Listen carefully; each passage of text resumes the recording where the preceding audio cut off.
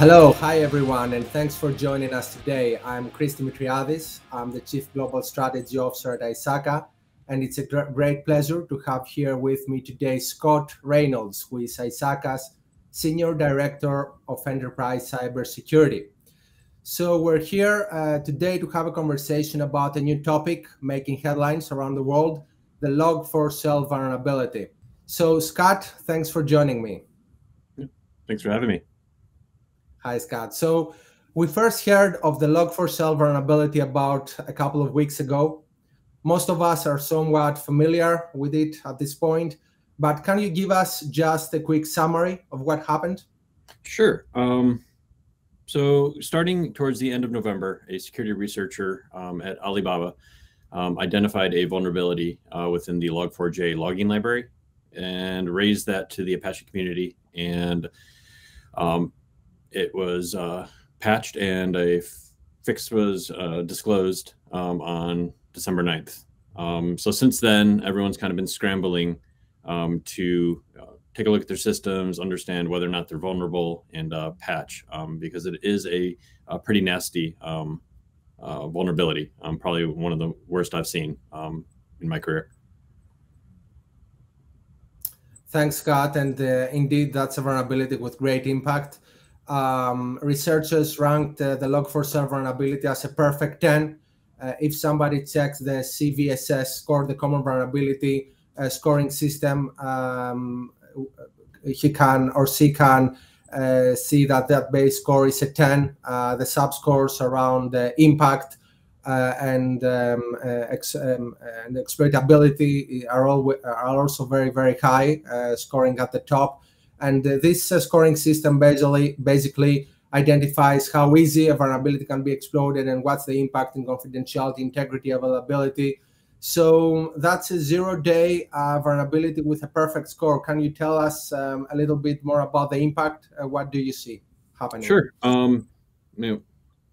Without looking at the score itself, anytime you have a vulnerability that allows remote attackers to take control of your system without any need for authentication, and just a carefully crafted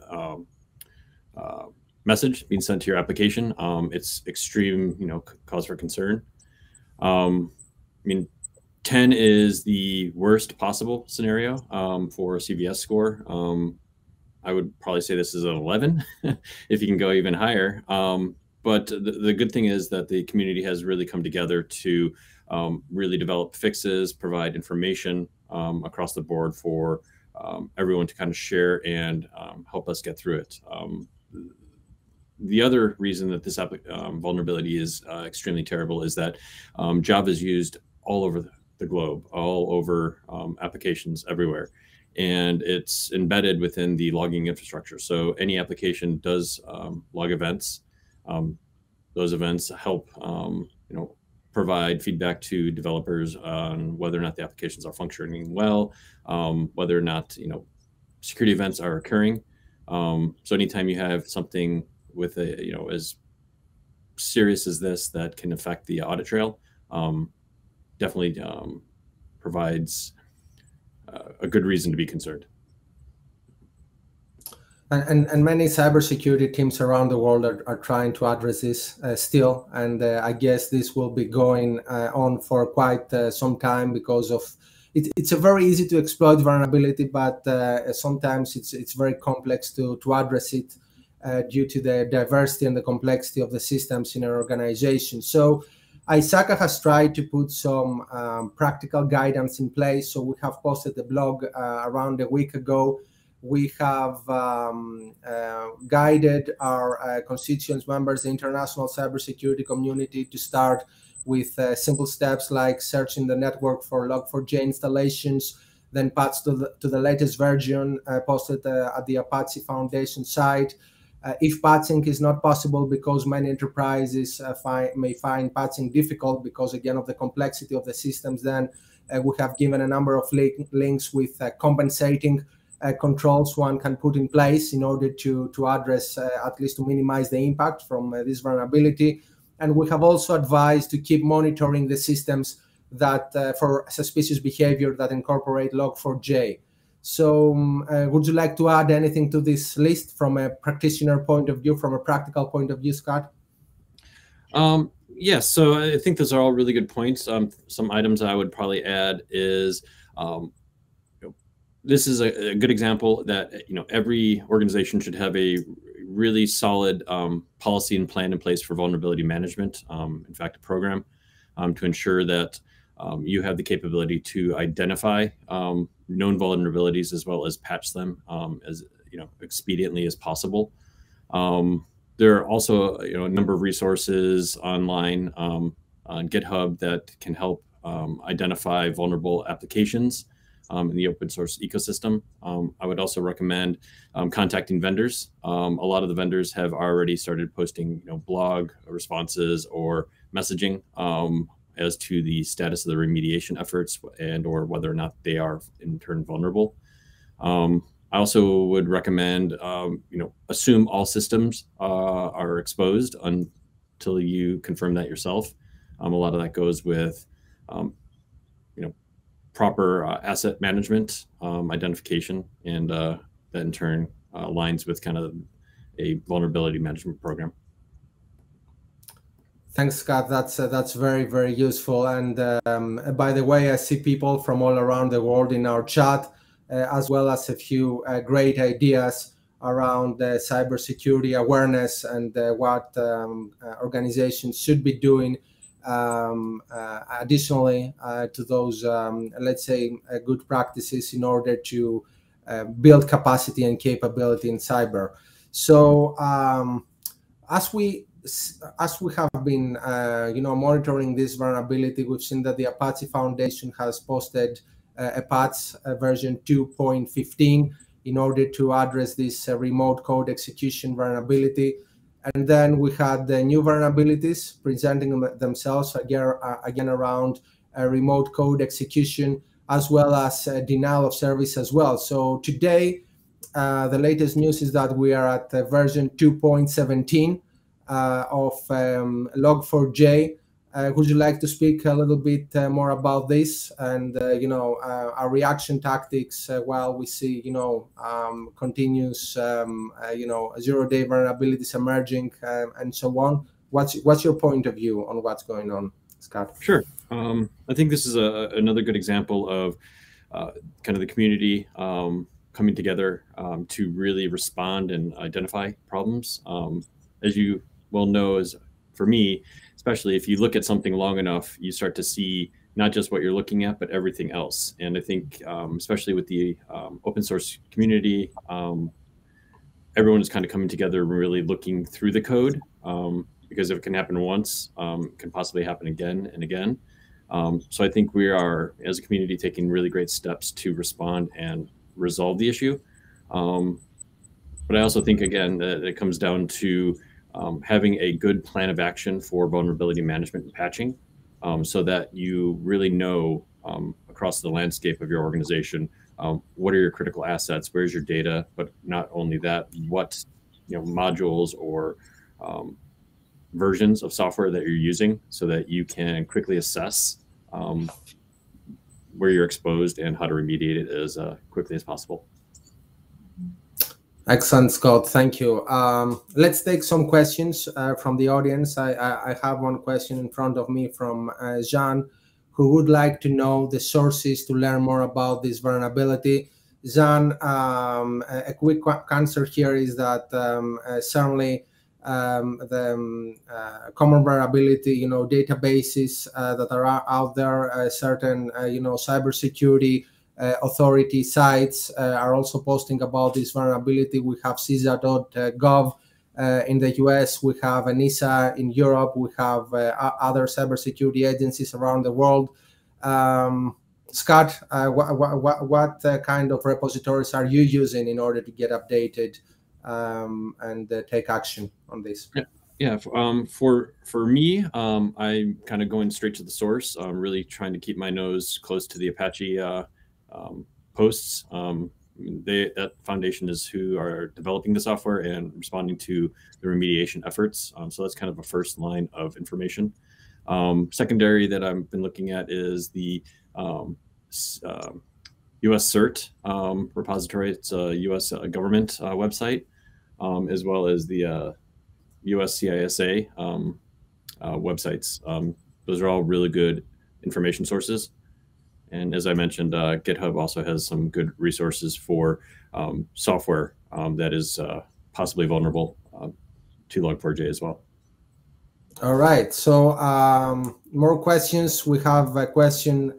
I'll read it. Most important is to block remote JNDI calls remotely as a containment, introduce a proxy to block internet access. Is that correct? Scott, what do you think? I think as these CVEs get released, mitigation tactics are changed. So my recommendation is to look at, again, government websites that focus on security, as well as the Apache for the mitigation tactics, because the landscape is changing as these new CVEs are being released. But more fundamentally is patch as soon as the fixes are released, so that you are not playing catch up. Right, right. And actually, I was discussing this with the ISACA community a week ago, trying to gather different opinions about response tactics. Some said that, web application firewalls and in general, putting a proxy in order to remotely block the vulnerability, it's a great control, but it's not the main control one should be using, because the signatures and the attack types are changing. So one could try and evade the rules and have a successful attack. So certainly, patching is the most secure way forward, and following the recommendation by Apache Foundation and the cybersecurity agencies. I think that's the best tactic forward. We have one more from David. Can this be modified for attacks a new version of Apache Log4j to execute? What is the long-term mitigation rather than the short-term?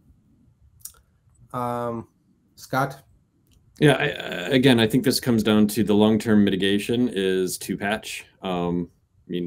Mitigations in my mind are temporary fixes that kind of circumvent or prevent the issue from being fully realized. Think of it as running against a wall. You don't want to get hurt, so wear pads. That doesn't prevent you. Ultimately, you can't run through the wall. So really, it comes down to patching and really staying abreast to these security fixes. The community is there for resolving these problems, and it's just an unfortunate part of human developed software. It's not 100% secure all the time.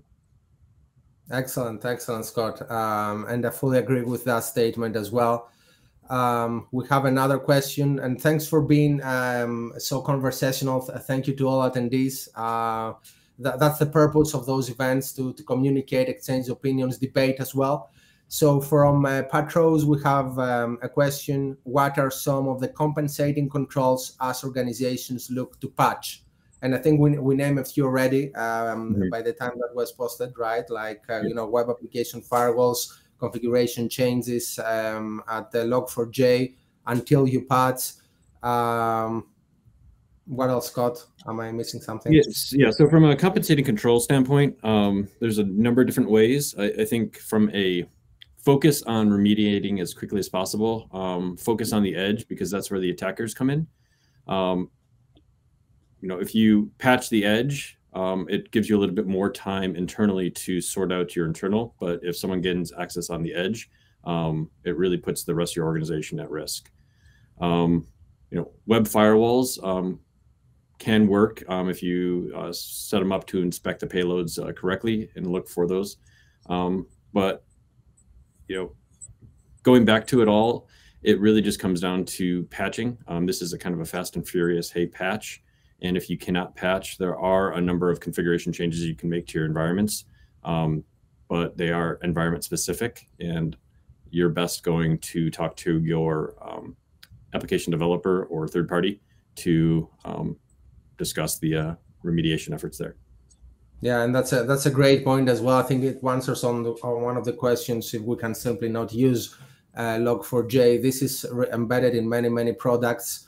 And, with the complexity of today's digital ecosystems, one realizes that it's not, Ibrahim, it's not that easy to turn off Log4j because it's already in the system for as a login mechanism, so it can't be disabled that easily. We have another question from James. What are the limits to upgrading Java to the newest version? Any end-of-life server versions? Again, to me, it comes down to your environment. Some environments have not been tested with newer versions of Java. So every person, every company's or individual's use case is going to be different.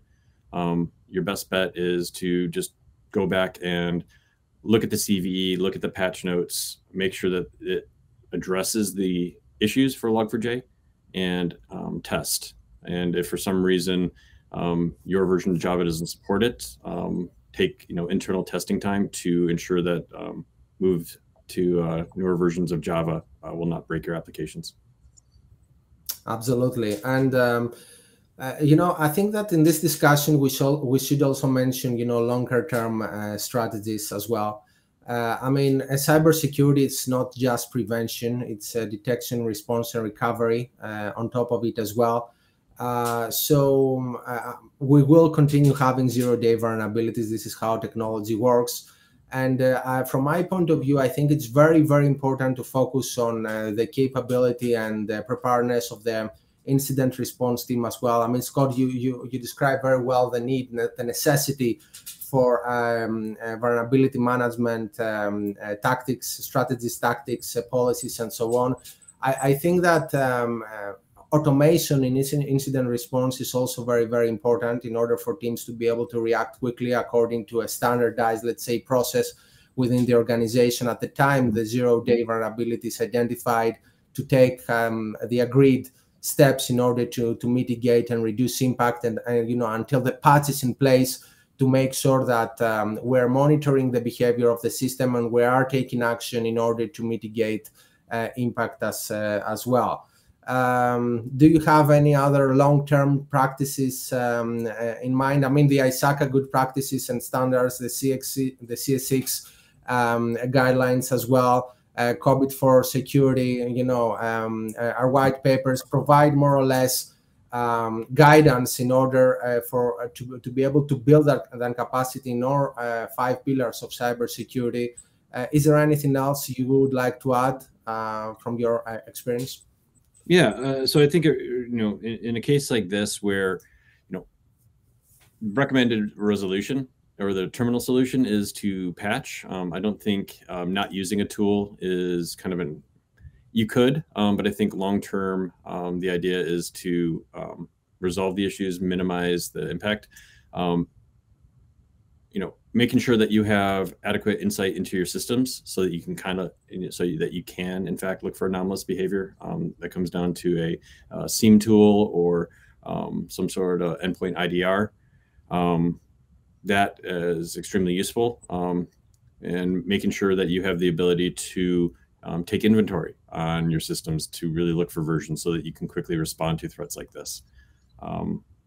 Are some of the recommendations I have. There's also kind of the concept of moving towards more of a kind of a zero trust infrastructure mentality, but that may not work for everybody because it's more of a philosophical change for infrastructure than it is just a simple plug and play model.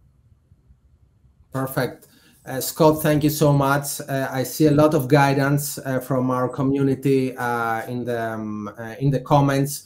Unfortunately, we're out of time. We're trying to keep those discussions as short as possible in order to act as, let's say, quick sessions for informing, educating people, for debating as well, and exchanging knowledge from our global community. So, Scott, thanks again so much for participating. Excellent insights. Thank you all for your insights, guidance, the links you have sent, your questions. We will be posting everything on LinkedIn, and we hope that we can continue the discussion there as this vulnerability, we believe that it will take time to address. So thank you all, and see you soon. Thank you. Thanks. Bye.